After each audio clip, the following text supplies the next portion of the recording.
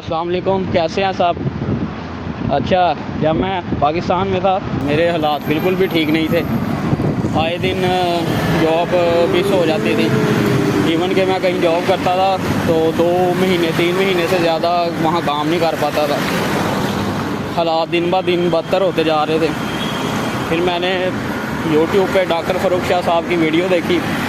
वहाँ से फिर मैंने उनसे कांटेक्ट किया तो मैंने उनसे इधर सिंगी और कुछ जेम स्टोन्स वगैरह लिए।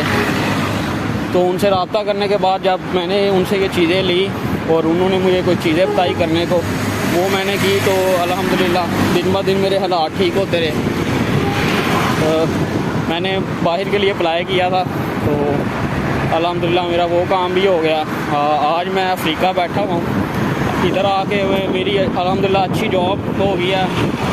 इवन के कंपनी ने रहाइश अच्छी दी है, सैलरी अच्छी दी है, खाना वगैरह सब कुछ कंपनी की तरफ से है।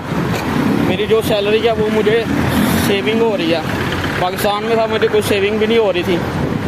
मैं बहुत ज़्यादा डॉक्टर फ़ारूक शाह साहब का मशहूर हूँ। उन्होंने मेरी बड़ी मदद की है।